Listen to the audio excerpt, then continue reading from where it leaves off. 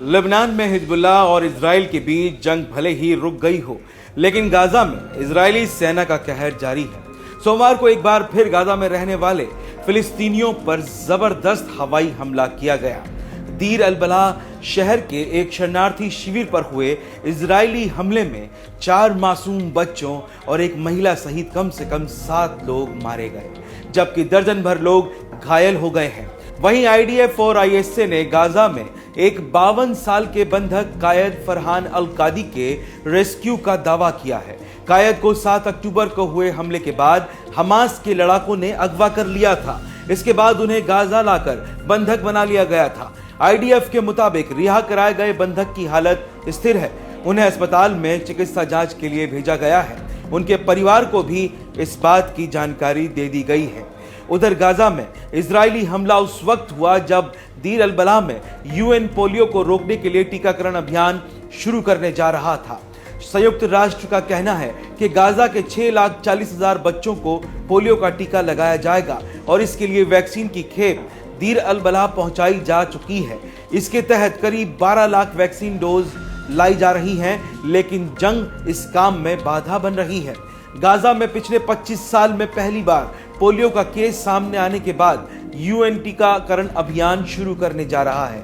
कुछ दिन पहले यहां एक 10 महीने का बच्चा पोलियो से ग्रस्त पाया गया था। इसके साथ ही गाजा के 2 प्रमुख शहरों के अपशिष्ट जल में पोलियो वायरस पाया गया है। पिछले 10 महीने में जारी इजरायली बमबारी से बचने के लिए हजारों फिलिस्तीनी टेंटों में रह रहे हैं। वहां भारी गंदगी भी फैली हुई है।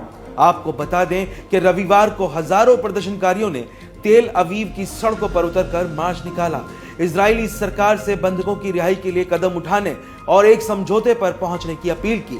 बंधक बनाए गए लोगों के परिजनों और दोस्तों को यह डर सता रहा है कि गाजा में युद्ध ऐसे ही चलता रहा तो ज्यादा बंधक मारे जाएंगे। तेल अवीव में लंबे समय से प्रदर्शन कर रहे हजारों लोग इजराइल के प्रधानमंत्री बेंजामिन नेतन्याहू और उनकी पूरी सरकार से इस्तीफे की मांग कर रहे हैं।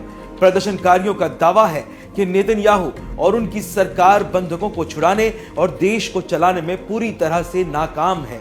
ये प्रदर्शन ऐसे समय में हो रहे हैं जब पिछले 10 महीने से गाजा में जारी जंग को खत्म करने के लिए मिस्र की राजधानी काहिरा में अंतिम दौर की बातचीत चल रही है। अमेरिका, कतर, मिस्र की मध्यस्थता में चल रही बातचीत में इजराइल के प्रतिनिधि मौजूद हैं, लेकिन हमास इस बातचीत में भाग नहीं ले रहा है।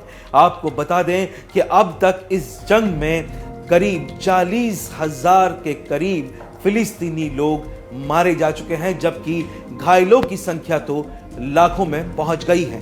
और लगातार इस मामले को लेकर पूरी दुनिया ये अपील कर रही है कि किसी तरह से ये जंग रुक जाए।